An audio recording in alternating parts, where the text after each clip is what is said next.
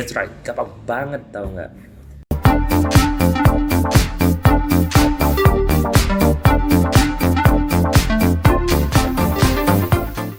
Halo Rek, jumpa lagi dengan saya di materi yang selanjutnya yaitu persamaan trigonometri lanjut. Mohon maaf sekali untuk kali ini akan disajikan dalam bentuk podcast seperti ini ya, karena ada beberapa kendala teknis yang mengharuskan facecamnya itu harus diservis dulu. Tapi ya, it doesn't matter.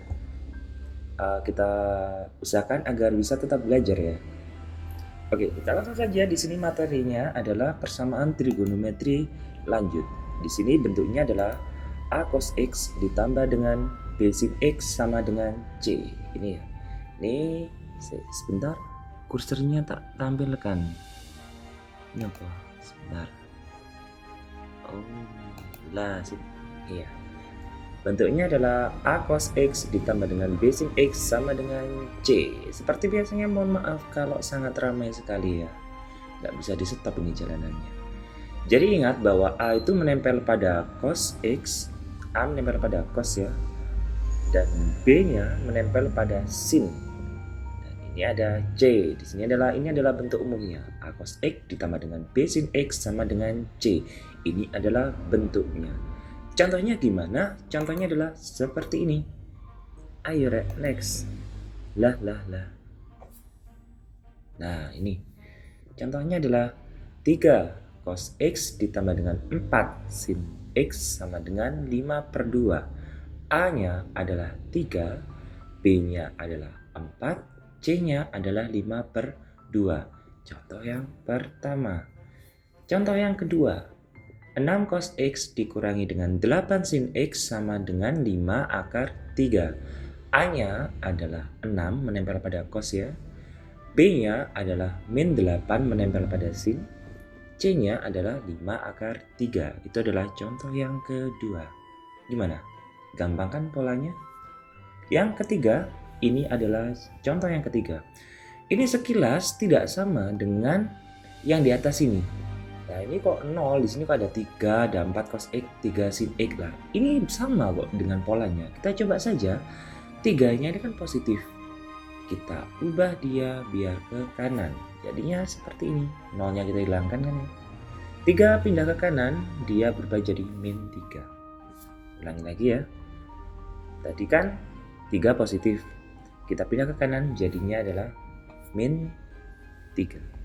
Sini kelihatan bahwa A-nya adalah min 4, B-nya adalah 3, C-nya adalah min 3. Sekali lagi, A-nya itu menempel pada cos, B-nya menempel pada sin, dan C-nya itu di sebelah kanannya tanda sama dengan. Itu diingat-ingat tentang polanya. Oke? Gimana? Gak sulit kan untuk menghafalkan pola ini? A cos X tambah B sin X sama dengan C. Jangan terbalik ya. Kalau terbalik nanti hasilnya nggak sama, dan sialnya nanti itu di pilihan ganda pasti ada itu pilihannya. Oke, next. Itu tadi adalah tentang polanya. Selanjutnya di sini saya tulis kembali rumusnya. A cos X tambah B sin X sama dengan C. Nah, ini adalah rumusnya di sini. Selanjutnya, setelah kita tahu mana itu A, B maupun C, kita harus cari yang namanya adalah R. Dengan menggunakan akar A kuadrat ditambah dengan B kuadrat. A itu kita peroleh dari cosnya ini, menempel pada cos. B-nya kita peroleh dari menempel yang di sin. Ya. R ini kayak rumus Pythagoras ya. Setelah kita punya R, setelah itu kita cari tan theta, kita cari tetanya ya, dengan tan theta sama dengan B per A. Ini loh sebabnya kenapa AB-nya itu nggak boleh kebalik. Kalau AB-nya kamu kebalik, ini rumusnya juga beda loh ya. Misal A-nya 1, B-nya itu 2. A1. A-nya itu 2, A-nya itu akar 3, B-nya itu 1. Maka kan tan theta adalah akar 1 per akar 3. Kan gitu kan. Lah kalau kamu kebalik AB-nya nanti bisa jadi akar 3 per 1. Loh nilainya kan beda kan. 1 per akar 3 sama akar 3 per 1 itu nilainya beda. Nah makanya ini tidak boleh terbalik. Setelah tan theta sama dengan B per A, di sini kita tahu bahwa tetanya itu berapa. Nah, kita tahu tetanya di situ.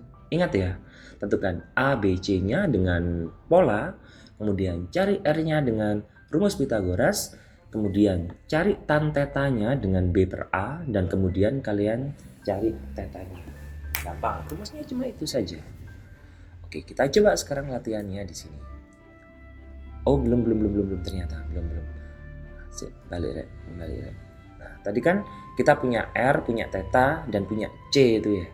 Nah, di sini dengan R, theta, dan C, R-nya dari hitungan Pythagoras tadi, theta-nya dengan rumus tangen, C-nya dari soal kan, kita fusion di sini gabung menjadi cos X min theta sama dengan C per R. Theta-nya berasal dari hitungan tangen, C-nya itu berasal dari soal, R-nya itu berasal dari Pythagoras tadi yang R sama dengan akar A kuadrat ditambah dengan B kuadrat.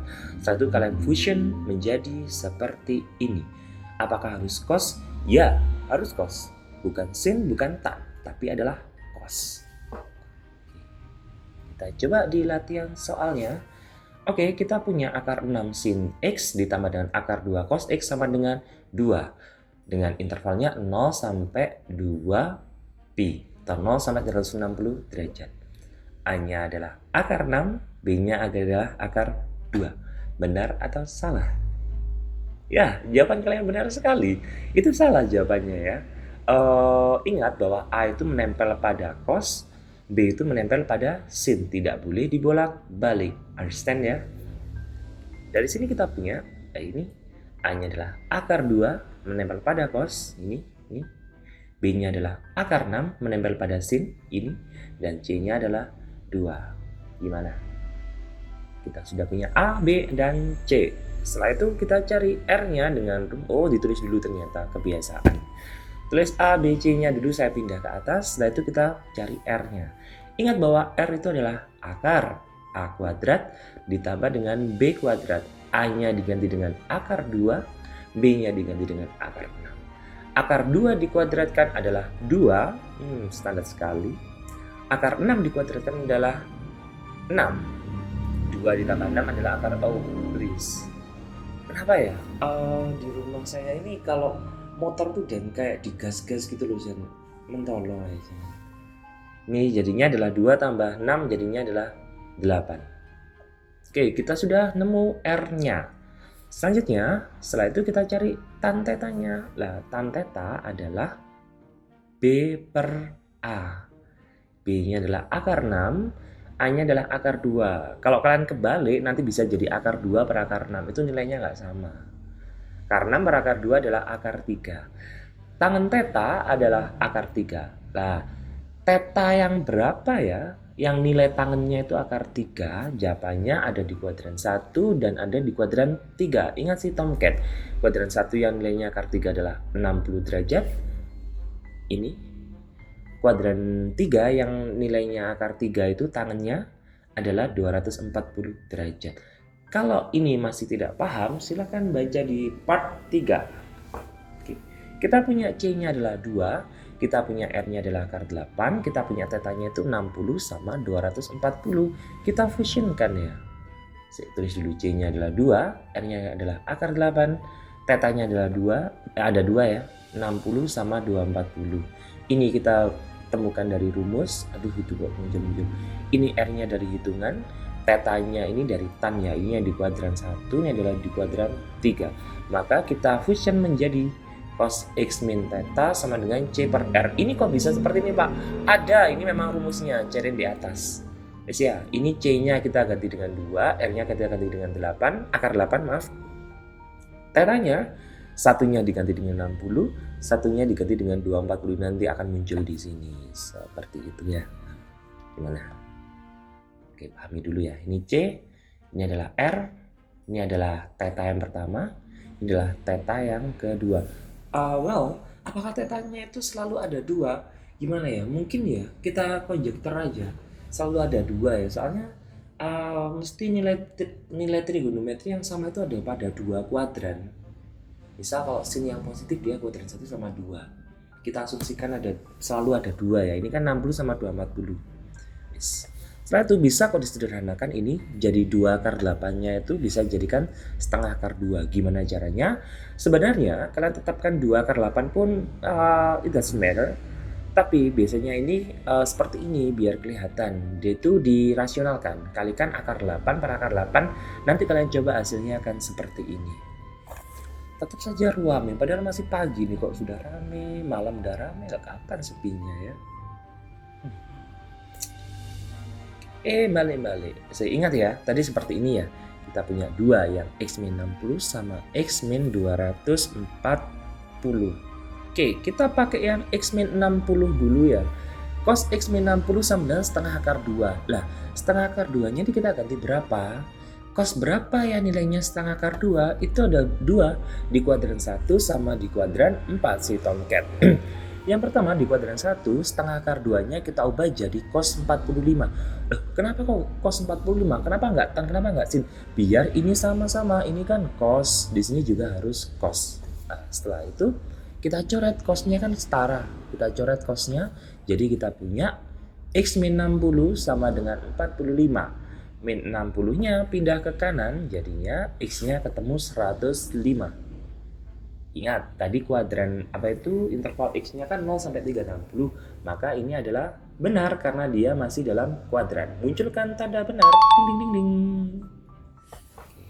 Selanjutnya yang kedua, ini kan yang di kuadran 1 ya, yang di kuadran 4. Yaitu setengah akar 2-nya saya ubah menjadi cos 350 derajat. Dia di kuadran 4. Kalau masih sudah paham, kalau masih belum paham, silakan baca di trigonometri yang part 3. Itu bisa tahu kalian di sini.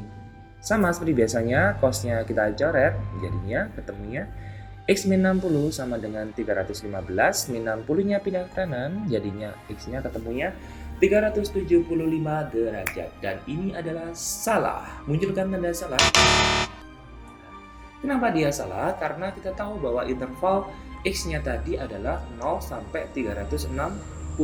Lah ini ternyata 375, dia kan di luar kuadran ya, dia bukan anggota kita. Jadi X-nya ini salah. Oke, yang X-60 sudah selesai. Sekarang adalah yang pola yang kedua adalah X-240. Sama setengah akar 2-nya kita ubah, yang pertama dia menjadi 45 derajat. Oke, cosnya kita coret, jadinya seperti itu. X-240 sama dengan 45. Ini min 240-nya pindah ke kanan, dia jadi plus. Jadi ketemunya X sama dengan 285 derajat. Benar atau salah? 3, 2, 1. Wah, benar ya. Kenapa benar? Karena 285 ini dia berada di interval 0 sampai 360 derajat. That's right, gampang banget tahu nggak?